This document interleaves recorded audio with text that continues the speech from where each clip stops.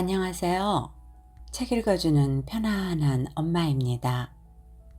작년과 올해 코로나19 팬데믹으로 인해 마스크와 함께하는 숨막힌 일상과 사회적 거리두기로 집콕을 할 수밖에 없는 요즘, 부쩍 부와 부자 되는 법 등등 그에 관련된 책들이 많이 나오고 있습니다. 그런 책들을 막상 읽어보면 거의 비슷비슷한 내용이거나 혹은 잘 알려진 내용을 간추린 정도여서 실망할 때도 많죠. 그런데 얼마 전 제 딸아이가 자신이 읽어보니 마음이 따뜻해지는 내용들이 공감도 되고 인상적이라며 부분 표시해 놓은 책을 건네주더군요. 도서출판 성한당에서 나온 부의 품격. 아이 얘기로는 자신도 일을 하면서 착하면 성공하기 힘들지 라는 말을 듣고는 한때 참 많은 고민을 했었다고 합니다. 그런데 이 책에 나온 선의지, 즉 선한 의지를 갖고 일을 한다면, 그리고 사람을 중요하게 여긴다면 반드시 결과가 좋게 돌아온다는 말과 함께 쓰여진 다양한 사례를 읽으면서 따뜻한 위로와 도움이 되었다고 합니다. 현재 주식회사 엔터스코리아의 대표인 저자 양원근님은 일반인들에게 책쓰기 교과서로도 주목을 받았던 책쓰기가 이렇게 쉬울 줄이야의 저자이기도 합니다.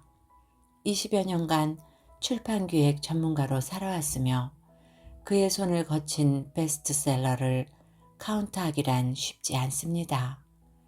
기성 작가에게는 인생작을 펼칠 기회를, 신인 작가에게는 베스트셀러 작가로 입문할 기회를 주는 것이 자기 일의 철학이라고 생각하고 있습니다.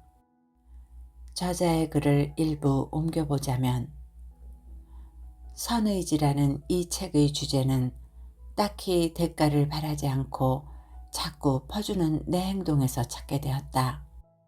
손익계산을 잘해야 잘 살 수 있다는 상식에 맞지 않는데도 회사를 20년 넘게 운영하면서 그럭저럭 잘 살아가고 있는 내 경험담을 통해 많은 이들에게 희망을 전해주고 싶었다. 우리가 그토록 갖고 싶은 부는 아둥바둥 살지 않아도 인간 본연의 품격을 지키면서 선의지를 발휘하면서 얼마든지 달성할 수 있다는 말을 하고 싶었다. 머나먼 어딘가가 아니라 사실 우리 가슴속에 희망이 숨겨져 있다는 사실을 알리고 싶었다.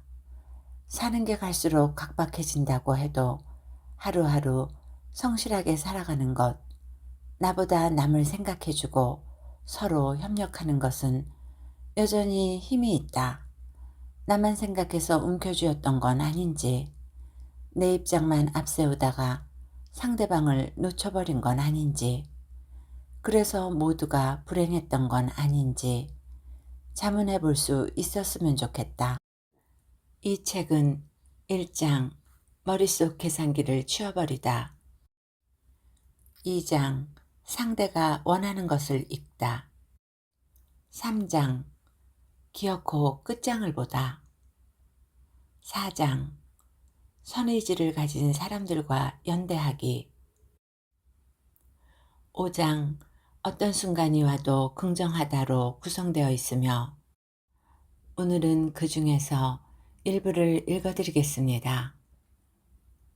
펴낸 곳, 도서출판 성한당,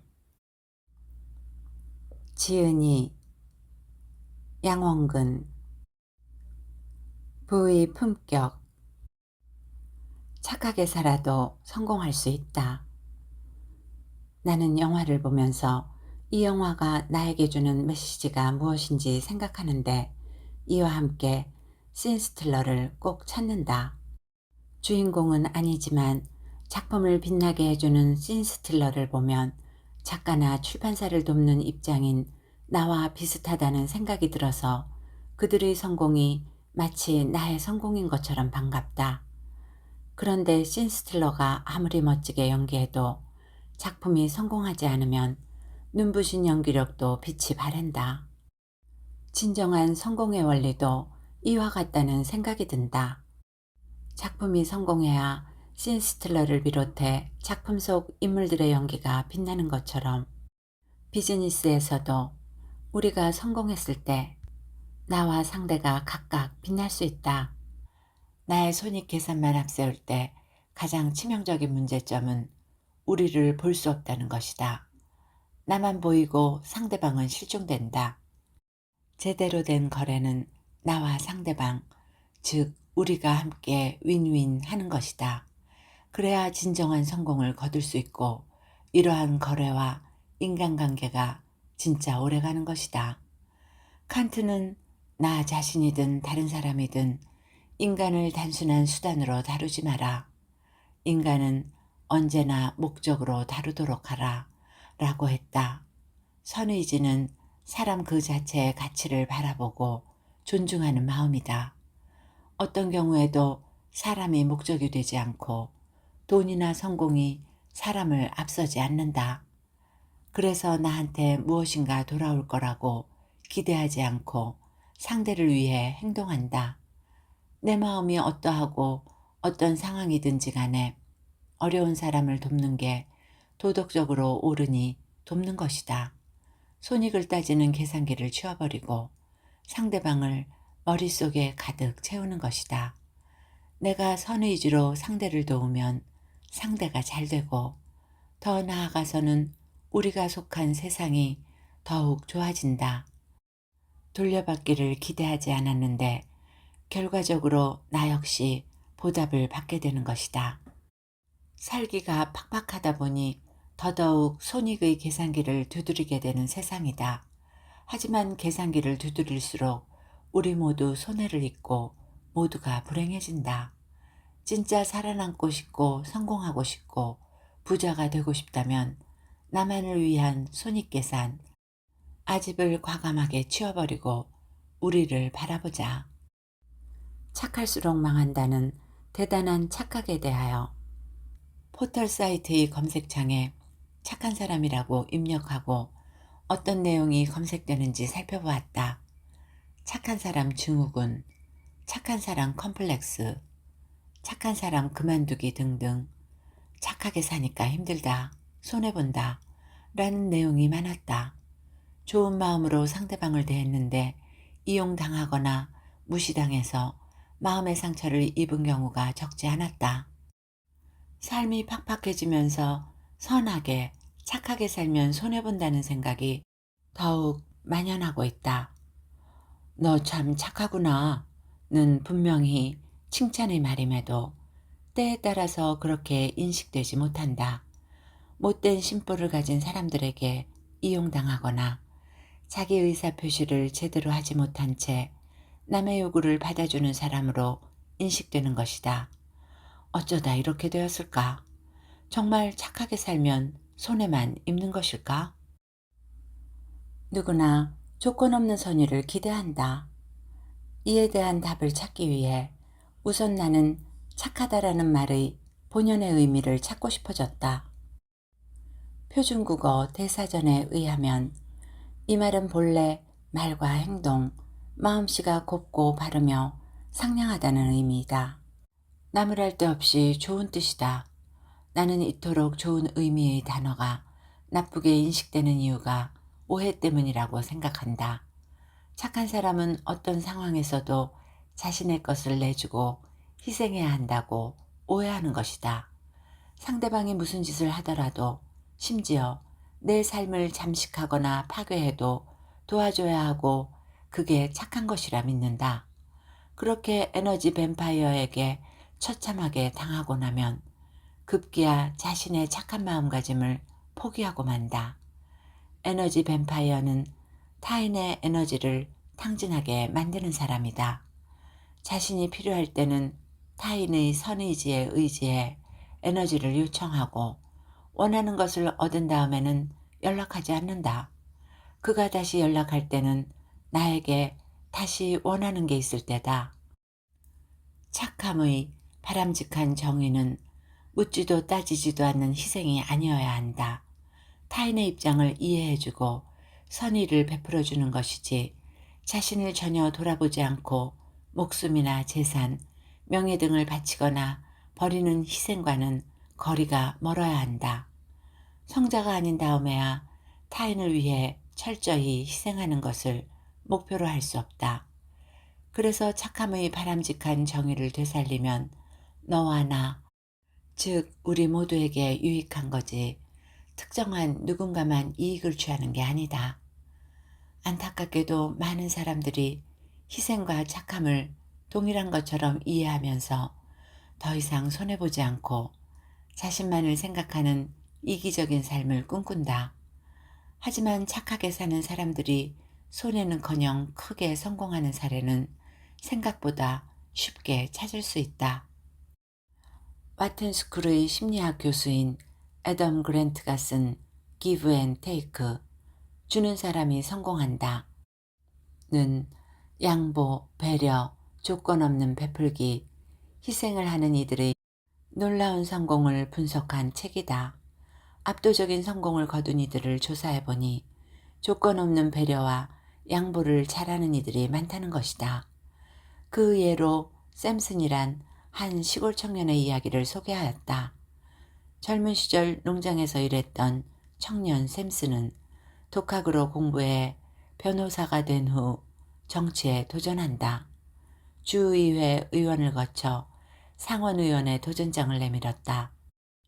라이벌은 트럼블, 실즈, 매트슨 세 사람이었는데 트럼블과 실즈는 샘슨과는 비교할 수 없을 정도로 좋은 집안 출신이었고 매트슨은 현직 주지사였다. 치열한 경쟁 끝에 실즈가 후보를 사퇴하자 매트슨의 지지율이 올라갔다. 샘슨은 매트슨이 안 좋은 일에 연루되어 있다고 생각했기 때문에 그의 당선을 저지하기 위해 후보를 자진 사퇴하고 자신의 지지자들을 설득해 트럼블의 당선을 도왔다. 샘슨의 지지자들은 애석해했지만 트럼블은 그 덕분에 선거에서 승리를 거둘 수 있었다. 그리고 샘슨이 의욕이 있는 인물이라고 생각했던 매트슨은 나중에 수십만 달러를 횡령한 혐의로 기소되었다. 샘슨은 이 일뿐 아니라 언제나 자신의 이익보다 타인의 이익을 우선시하였다. 변호사로 일할 때도 의뢰인의 무죄를 믿을 수 없다면 고액의 수임료를 미련 없이 포기하고 사건을 맡지 않았다. 공공의 이익을 위해 자신의 희생을 마다하지 않았던 이 청년은 후일 미국의 16대 대통령에 당선된다. 그의 이름은 에이브러햄 링컨이다. 자, 이제 어느 정도 감이 오지 않는가? 우리는 착하다는 말을 그동안 오해하고 있었다. 착한 사람도 최후의 승리를 거둘 수 있다. 물론 남을 등치면서 못되게 살면서도 승승장구하는 사람들이 아직도 눈앞에서 왔다 갔다 하며 우리를 심란하게 한다. 못된 사람들이 성공하지 않는다는 건 아니지만 그들만 성공하는 건 절대 아니다. 착하게 살면서 자신의 목표를 이루고 다른 이들까지 끌어주며 함께 잘 사는 세상을 만들어가는 사람들도 있다. 그러니 이 책을 읽는 독자들은 손해보고 살았다는 울분을 풀어버리고 가슴 깊숙이 들어있는 착함의 날개를 기분 좋게 펼치길 바란다. 대중이 도덕적인 사람과 기업을 좋아하는 이유는 사람이라면 당연히 착하고 선하게 살아야 한다고 믿기 때문이다. 이를 의식하지 않는 사람은 아마 없을 것이다. 심지어 흉악한 범죄를 저지른 범죄자들조차 착한 사람처럼 보이고 싶어하는 욕구가 있다고 한다. 그래서 대중의 마음을 움직여야 하는 입장이라면 이를테면 나처럼 홍보 마케팅을 한다든가 상품을 만든다든가 장사를 한다면 자신과 상품, 서비스 등이 도덕적이라는 인상을 줄 수 있어야 한다. 사람들은 상품을 구매할 때 머리보다 가슴을 사용할 때가 많다. 마케팅 전문가들에 따르면 똑같은 상품이 서로 다른 플랫폼에서 다른 가격으로 판매될 때 소비자는 1,000원에서 2,000원 차이로 더 싼 곳을 선택하기보다 좀 더 호감 가는 플랫폼을 이용한다고 한다. 사진이 더 예쁘거나 모델이 마음에 드는 곳의 상품을 구매한다는 것이다. 똑같은 상품이라 사진이나 모델은 아무 상관이 없는데도 말이다. 소비자들이 감수성 어린 선택을 하기에 기업이 소비자들에게 좋은 인상을 주는 것은 무척 중요하다. 독일의 경제학자 한스 게오르크 호이젤은 뇌 욕망의 비밀을 풀다 해서 감정이 개입하지 않는 구매 결정은 없다 라고 했다. 대중을 상대하는 직업을 가진 사람들은 소비자의 감성을 건드려야 하고 선의를 자극해야 한다. 소비자가 상품, 서비스 등을 구입함으로써 선한 일에 동참한다는 믿음을 가질 수 있도록 해야 한다. 기업은 단지 상품을 팔기 위해서, 즉 이익을 기대해서가 아니라 조건 없이 진심으로 사람과 세상을 위해 노력하는 모습을 보여주어야 한다. 자신의 이익이 조금 줄어들더라도 옳은 일을 하고 우리가 속한 세상을 더 아름답게 만드는 데 기여할 때 소비자들은 열광할 것이다. 옳지 않으면 현금 다발이라도 쓰레기통에 버려야지. 너에게 10억을 줄게. 대신 1년간 감옥살이를 해야 한다면 할 수 있겠니? 몇 년 전에 웃지 못할 얘기를 접한 적이 있다. 2015년 흥사단 투명사회운동본부 윤리연구센터가 전국의 초중고생 1만 1천 명에게 이 질문을 했더니 무려 56%의 고등학생들이 그렇다고 답했다는 것이다. 중학생은 39%, 초등학생은 17%.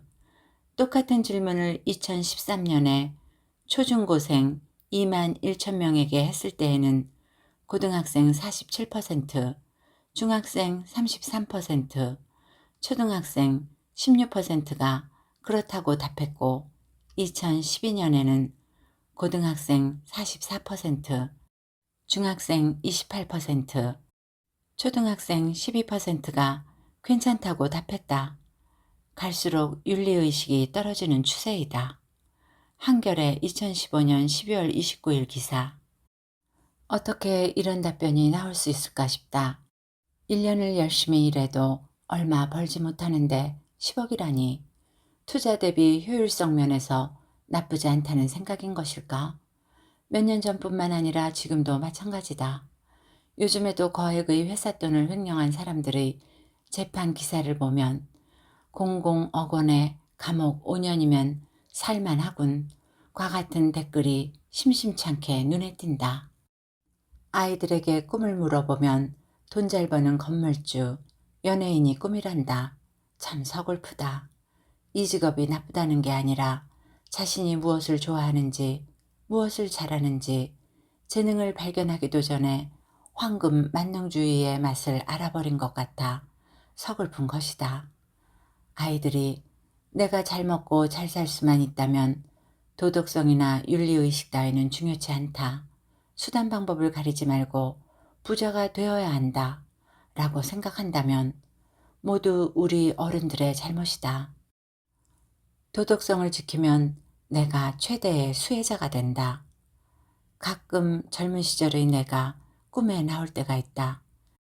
20대 중반 돈을 벌겠다고 작은 가방 하나 들고 무작정 서울로 상경했던 내 모습 말이다.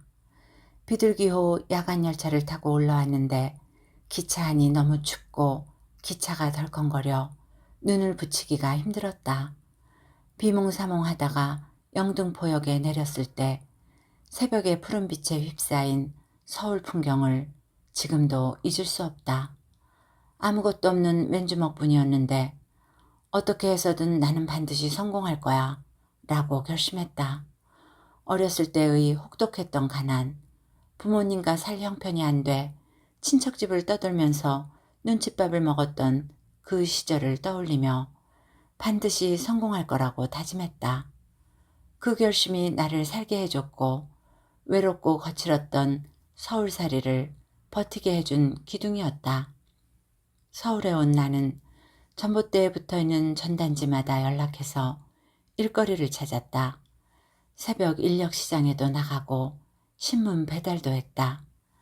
악착같이 길을 쓰고 일해서 배달왕, 수금왕도 여러 번 했다. 신문 요금을 받기 위해 비를 쫄딱 맞으며 밤늦게까지 남의 집 대문 앞에 서 있었던 적도 많았다. 어머 세상에, 아직 학생 같은데 너무 고생하네요. 1년치 신문 요금을 납부하지 않던 사람들이 내 모습을 보고는 화들짝 놀라서 밀린 요금을 지불한 적도 있었다. 어렵게 서울살이를 하던 나에게 그 돈은 참으로 커 보였다. 하지만 단 한 번도 수금한 돈에 손을 댄 적이 없다. 남의 돈, 남의 이익에 손대서 잘 살고 싶지 않았다. 시궁창 같았던 삶이지만 열심히 일하면 언젠가는 잘 살게 될 것이라 믿었다. 내 힘으로 당당하게 올바르게 잘 살고 싶었다. 그것만이 내 희망이었다. 온갖 허드렛 일을 전전하던 나는 우연한 기회에 일본어 학원 강사로 일하게 됐다. 내 어머니가 일본인이라 어릴 때 일본어를 배웠던 덕분이었다. 실력을 인정받아 다른 학원의 부원장으로 일했을 때도 남의 이익, 남의 돈이 아닌 내 힘으로 잘 살고 싶어서 죽을 힘을 다해 노력했다. 그 결과 6개월 만에 월 매출의 6배, 10개월 만에 10배의 매출을 올렸고 학원생들 사이에서 실력 있는 강사, 학원 경영진에게는 영업 잘하는 사람으로 자리매김할 수 있었다. 이제 고생 끝 행복 시작이었을까? 내 인생의 반전은 쉽게 이루어지지 않았다. 어느 날 갑자기 학원으로 사채업자들이 몰려와 학원 통장을 빼앗아갔다. 원장이 남몰래 사채업자에게 돈을 빌려 쓰고 잠적했던 것이다. 얼마나 열심히 일했는데, 어떻게 일군 내 성과인데. 학원 직원들과 강사들은 그야말로 멘붕에 빠졌고 원장 부인의 멱살을 잡은 직원까지 있었다. 나 역시 처참했고 망연자실했지만 애써 마음을 다잡았다. 내 인생이 이렇게 무너질 수 없다는 생각, 그리고 학원 부원장으로서 내 책임을 다하겠다는 사명감 때문이었다. 일단 직원들을 진정시키고 내 카드로 500만 원을 긁어서 직원들의 월급 일부를 지급했다. 내 월급도 챙기지 못한 형편이었지만 직원들이 월급을 못 받으면 생계가 힘들어질 걸 알았기 때문이다. 다행히 직원들이 내 마음을 알아주었고 우리는 힘을 합쳐서 학원을 기사회생 시킬 수 있었다. 그때 내가 나 몰라라 하고 혼자 빠져나왔다면 학원을 정상 회복시키는 것이 불가능했을 뿐 아니라 직원들 모두 일자리를 잃고 뿔뿔이 흩어졌을 것이다. 어떤 상황에서도 도덕성을 지키며 살려고 몸부림쳐왔던 내 입장에서는 앞서 언급한 아이들이 설문조사 결과가 정말이지 서글프다. 어쩌다 이렇게 되었을까 하는 자괴감이 들고 어른들이 사회적 책임을 다하지 못해서 도덕성을 무시한 이들이 잘 먹고 잘 사는 세상을 보여준 것 같아 미안하다. 도덕성은 철학자들이나 논하고 책 속에만 존재하는 개념이 아니다.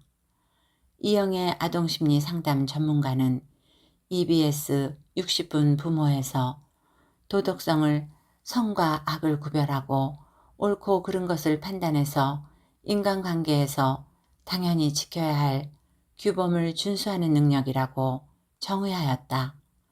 도덕성은 사람으로서 지켜야 하고 사람이니까 지킬 수 있는 도리이다. 너무나 고단했던 젊은 날, 내가 수금한 돈에 손대지 않았던 것, 학원 부원장으로서 책임을 다한 것 역시 내가 당연히 지켜야 하는 도리였다. 도덕성을 지켰기에 내가 인간으로서 존귀함, 자존감을 유지할 수 있었다. 그리고 내 동료들과 다 함께 살아남을 수 있었다. 만약 돈이든 다른 무엇이든 그것 때문에 도덕성을 포기했다면 내 가치는 땅바닥으로 떨어졌을 뿐 아니라 함께 살아남지 못했을 것이다. 그래서 도덕성을 지키며 옳은 방향으로 나아가는 것은 그 누구보다 나에게 좋은 결과를 남긴다. 도덕성의 최대 수혜자는 바로 내가 되는 것이다. 선의지를 지키기 위해 반드시 극복해야 하는 문제. 누구나 선의지를 가진 이들을 좋아한다. 심지어 치열한 비즈니스 현장에서 기업은 자신의 선의지를 보여주는 마케팅 기법을 구사한다. 하지만 착한 사람들도 얼마든지 성공한다라는 말을 아무리 해봐도 사람들은 고개를 가로젓는다. 요즘 같은 세상에 누가 먼저 베풀면서 살아. 그렇게 살면 호구 취급이나 당하지. 라고 말할 뿐이다. 이미 사람들의 머릿속에는 피해를 보았던 기억이 있다. 가슴속에서 자연스레 샘솟는 선의지를 따라갔다가 처절하게 호구 취급을 당하고 나면 점점 손을 내밀기보다 움켜쥐게 되고 남보다는 나를 먼저 생각하는 이기주의자로 변한다. 그러면서 우리가 사는 세상은 점점 팍팍해지고 있다. 그렇게 살아서 살림살이가 나아지면 좋으련만 팍팍한 무한 경쟁 속에서 나만 잘 살기는커녕 다 같이 고생하며 살고 있다. 선의지를 잃어버린 대가는 모두에게 가혹하다. 선의지를 잃어버리지 않고 잘 살 수 있는 방법은 없는 것일까? 타인을 짓밟는 이들에게서 나를 지키기. 사람이 살면서 겪는 문제들 중 가장 치사한 것 중 하나가 돈 문제다. 엄청난 부자라 해도 돈 문제로 속으면 마음이 상하는데 나 같은 보통 사람들이야 오죽하겠는가. 그래서 돈고래는 하는 게 아니다 라는 말이 있나 보다. 돈이 인생 최고의 가치는 아니지만 우리 삶을 움직이는 매우 중요한 수단이라 이 문제로 말썽이 생기면 견디기가 힘들어진다. 내 삶, 가족에까지 영향이 미치고 사업을 하는 이들이라면 회사가 타격을 받는다. 그래서 돈 문제는 경계해야 하고 무조건적 선의지를 발휘해서도 안 된다. 나는 이 사실을 모른 채 돈과 사람을 잃는 경험을 수차례 반복하면서 내 선의지가 무시당했다는 사실을 깨달은 후에야 에너지 뱀파이어들을 경계하겠다고 결심했다.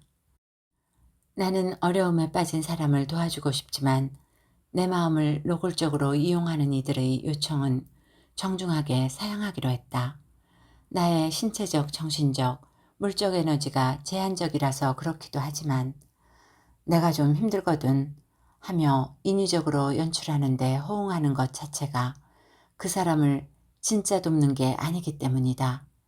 무엇보다 내 선의지가 무가치하게 버려져서 또 다른 이들을 도울 기회를 망치고 싶지 않다. 이제 나는 돈을 빌려주는 행위는 일절 하지 않는다. 부탁을 받아도 최대한 예의를 지켜 거절한다. 그러나 여전히 어려운 사람들이 눈에 띄어서 마음이 괴로웠다. 에너지 뱀파이어들을 피하려다 정말 목말라 죽을 것 같은 사람을 도와주지 못한다면 이것도 옳지 못하다. 이럴 땐 어떻게 하면 좋을까? 친한 후배가 있다. 특별한 일이 없어도 시간이 되면 만나서 편하게 식사하는 사이인데 웬일인지 연락이 뜸해졌다. 나도 바빠서 미처 연락하지 못했다가 어떻게 지내는지 안부를 물을 겸 오랜만에 전화를 했다. 그런데 후배의 목소리에 힘이 하나도 없었다. 무슨 일인지 물어도 계속 피하던 후배는 내가 자꾸 퇴근하자 마지못해 답했다. 몸을 다쳐 3개월간 일을 못해 카드 빚이 쌓였다는 것이다. 그는 늘 성실하게 일했고 다치지 않았다면 빚을 지지 않았을 성격이었다. 나는 다시 후배를 채근해서 액수와 계좌번호를 받아낸 다음 통화가 끝나자마자 돈을 입금했다. 비록 100%는 아니고 일부였지만 카드 빚을 갚는데 도움이 될 것이라 생각했다. 통장을 확인한 후배는 처음엔 화를 내다가 나중에는 너무나 고마워했다.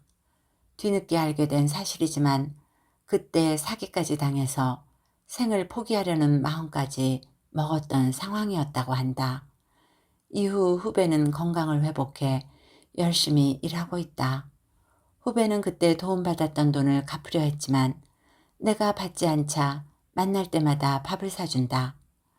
어디선가 들은 말인데 누가 100을 빌려달라고 하면 20, 30 정도를 그냥 주는 게 좋다고 한다. 돈을 빌려주고 받는 일은 너무나 사람을 힘들게 하고 때로는 인간관계를 파괴할 수도 있어서 안 하는 게 좋다. 돈 거래가 얼마나 사람을 괴롭히면 성경에서조차 금하겠는가. 성경의 잠언에 보면 보증을 서지 말라는 구절이 있다. 그러나 어려움에 빠진 사람을 도와주는 게 옳은 일이므로 돌려받을 걸 기대하지 말고 내가 줄 수 있는 한도 내에서 그냥 주라는 것이다. 상대방이 만족하지 못하더라도 보탬이 될 수 있고 서로 의의를 상하지 않는 방법인 것이다. 사람들은 초심을 잃지 말자 라는 말을 많이 한다. 처음 먹었던 마음을 유지하기가 생각보다 쉽지 않아서이다. 선의지를 갖고 남을 돕는 것도 마찬가지다.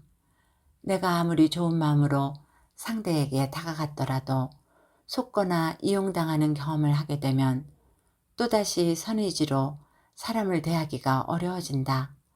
그래서 선의지를 지켜내기 위해서는 이용당하는 일이 없어야 한다. 선의지를 악용하는 사람들에게 당해서는 안 된다. 선의지가 상처 입지 않고 유지될수록 우리가 사는 세상은 좋아질 것이고 우리 또한 행복할 것이다. 대기업 CEO가 인터넷 세상으로 들어간 까닭은 NC소프트의 김택진 대표이사는 한글과 컴퓨터, NC소프트의 창립자이자 이제는 NC 구단주로 활약하고 있다. 그는 택진이 형이라는 애칭으로도 불린다.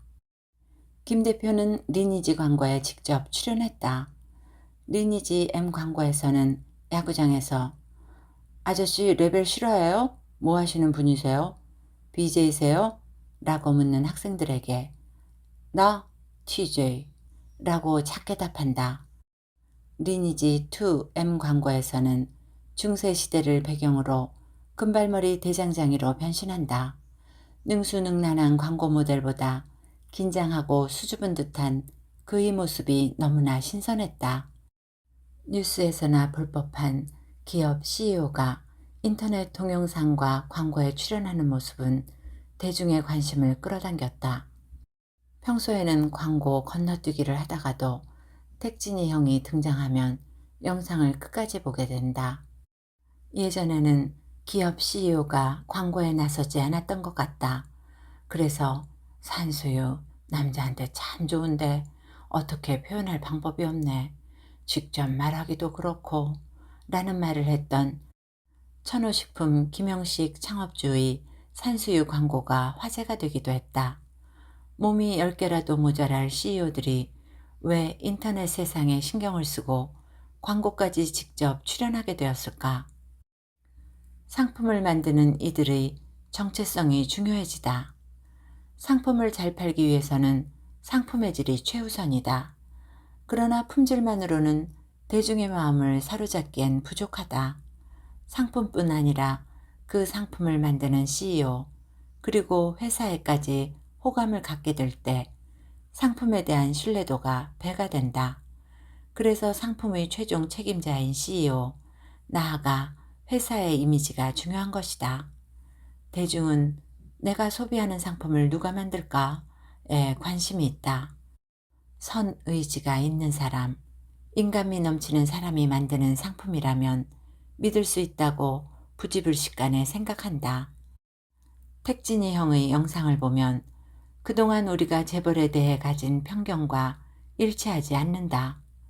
재벌에 대한 대중들의 가장 흔한 생각은 돈이 많아 오만하고 건방질 것이다. 인간미가 없을 것 같다 등등이다. 하지만 택진이 형은 우리처럼 열심히 일하고 야구와 게임을 즐기며 가끔 혼밥을 먹는다.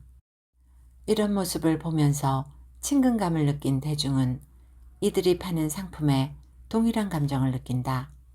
상품의 질은 물론이고 만든 이의 이미지도 관리해야 하는 세상이 된 것이다. 나는 인지도가 높은 작가들에게도 독서 모임 출강을 권한다. 사람들은 본래 이해타산적인 사람보다 선의지를 가진 이들에게 본능적인 호감을 느낀다. 내가 인기가 있다고, 몸값이 높다고 비싼 무대만 찾는 게 아니라 작은 동네 책방, 도서관의 소모임에 찾아가 독자 한 사람 한 사람과 정성껏 만난다면 독자들이 작가의 선의지에 열광하지 않을 수 있을까? 팬층이 더 많이 생기고 입소문이 더 많이 날 것이다. 유명한 작가와 강사들이 대가를 따지지 않고 독자들을 만나는 모습을 떠올려 보자. 이분들에게는 사회에 선한 영향을 미치고자 하는 의도가 있는 것이고, 이런 선의지를 알아본 대중과 더더욱 돈독한 관계를 형성할 수 있다. 당장의 현실도 중요하지만 이처럼 5년, 10년 후의 미래까지 내다볼 수 있는 선택이 더 지혜롭지 않을까. 상품을 잘 팔려면 만드는 이 사람을 어필하는 게 중요하다는 걸 알기에 나는 책을 홍보할 때 작가, 출판사를 모두 언급한다. 아무래도 출판사보다는 작가에 대해 더 많이 말한다. 책은 곧 작가이므로 당연한 얘기인데 내가 포커스를 맞추는 건 작가의 인간미이다. 인간이라면 누구나 겪게 되는 어려움, 그리고 이를 극복해냄으로써 아름다운 빛을 발하는 작가의 모습 말이다. 끝까지 가지 않았는데 성공을 기대한다고? 여우 한 마리가 길을 가고 있는데 탐스러운 포도가 나무에 주렁주렁 매달린 모습을 보게 되었다. 배가 고팠던 여우는 포도를 따먹기 위해 뛰어올라 발을 뻗었는데 포도알을 잡을 수 없었다. 입을 벌려서 몇 번이고 점프했지만 포도를 한 개도 따지 못하자 결국 힘이 다 빠져버린 여우는 땅바닥에 주저앉고 말았다. 바닥에 주저앉아 씩씩대며 숨을 고르던 여우는 자리를 털고 일어나더니 포도를 힐끗 쳐다보며 중얼거렸다. 분명히 저 포도는 쉬어서 먹을 수 없을 거야. 이솝 우화의 여우와 포도라는 이야기다. 당신도 여우와 같은 생각을 해본 적은 없는가? 어떤 일을 열심히 시도해 보았지만 자꾸 실패하자 결국 포기해버렸던 경험 말이다. 많은 이들이 목표를 세우고 이를 달성하고 싶다고 소원하지만 여러 가지 어려움을 만나서 끝까지 가지 못하는 것 같다. 끝까지 도전하면 그 과정 덕분에 성장한다. 모두 다 성공하면 얼마나 좋을까? 하지만 현실은 그렇지 못하다. 우리는 성공한 이들은 성장했다고 인정하지만 끝내 성공하지 못한 사람은 성장했다고 생각하지 않는 것 같다. 하지만 도전의 가치는 결과가 아니라 과정에 있다. 목표를 달성하기 위해 끊임없이 시도하면 이미 그 결과와 상관없이 성장해 나갈 수 있다. 나는 출판사와 작가를 위해 홍보 마케팅을 하겠다고 결심하고 나서 책마다 그에 맞는 계획을 세우고 그것을 성실하게 끝까지 수행했다. 당연히 모든 시도가 성공을 거둔 것은 아니었다. 매체에 우리 책을 소개하고 싶어서 담당자를 여러 차례 만나서 설명하고 기업에 작가 강연을 주선해 보려고 열심히 시도했지만 성사되지 않는 경우도 있다. 실패한 시도는 무가치한 것일까? 아니다. 나는 그런 시도 속에서 생각보다 많은 정보를 얻었다. 신문에 기사가 실리게 하려면 어떤 방법으로 접근하는 게 좋은지, 기업들은 어떤 콘텐츠를 선호하는지, 도서관 강의는 어떤 방식으로 이루어지는지 등을 내가 몸으로 부딪히면서 배울 수 있었다. 그렇게 얻은 정보는 다른 책들을 홍보할 때 유용하게 사용됐고 이번에 실패해도 다음번에는 성공을 기대할 수 있었다. 만약 내가 그곳은 너무 인기 있는 채널이라 만나봐야 내 얘기를 들어주지도 않을 거야 라고 생각해 시도조차 하지 않았다면 어떤 정보도 얻을 수 없었을 것이다. 실패하더라도 끝까지 노력했기에 후회도 없었다. 그런 차원에서 나는 여우와 포도 이야기에 여우의 시도만큼은 인정해줘야 한다고 생각한다. 힘들어도 수차례 시도한 것만으로도 충분히 가치가 있지 않은가. 약점에 집중하면 약해지고 강점에 집중하면 강해진다.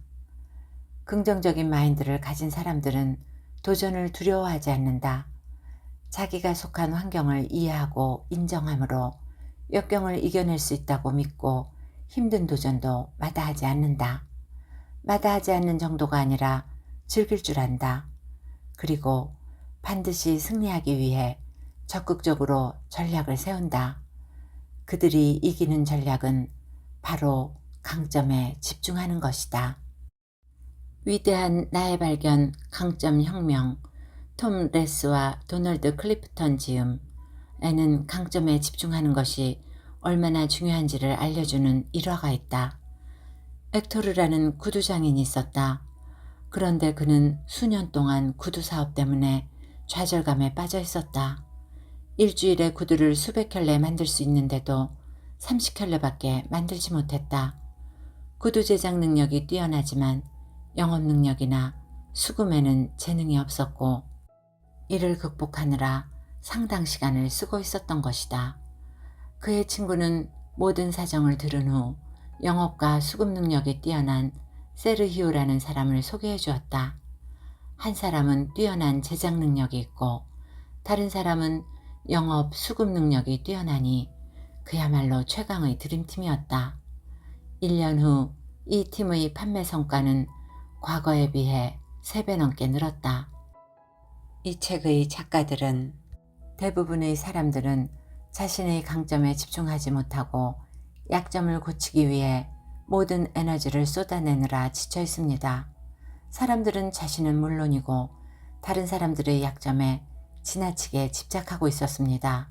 라고 말한다. 약점을 극복하고자 노력하는 게 나쁘다는 것은 아니다. 하지만 약점을 이겨내는 데는 상당한 시간과 노력이 필요하기 때문에 여기에 집중하면 사람들이 쉽게 지치고 결국에는 목표를 포기하게 될 수도 있다. 또한 약점에 집중하면 긍정적인 마인드가 희미해질 수 있다. 내 약점을 바라보는데 어떻게 긍정적인 에너지가 생길 수 있겠는가? 그래서 약점보다는 강점에 집중하는 것이 긍정 마인드를 지키는데 도움이 된다. 강점에 집중하면 더 빨리 성장할 수 있고 그 덕분에 긍정 마인드가 더욱 강화될 것이다. 그러면 오직 강점에 집중하고 약점은 쳐다보지 않아도 되는 것일까? 그렇진 않다. 강점을 집중해서 키우라는 것이지 약점을 외면하자는 것은 아니다. 내 강점과 약점 모두 정확하게 알아서 적절하게 사용할 줄 알아야 어떤 상황에도 대처할 수 있고 최후의 승리를 거둘 수 있다. 읽어드릴 부분은 여기까지입니다. 선한 의지로 이루어낸 부야말로 부의 품격이라 할 수 있겠죠. 어떻게 들으셨는지요? 좋은 시간이 되었기를 바라며 오늘도 건강하고 행복하세요.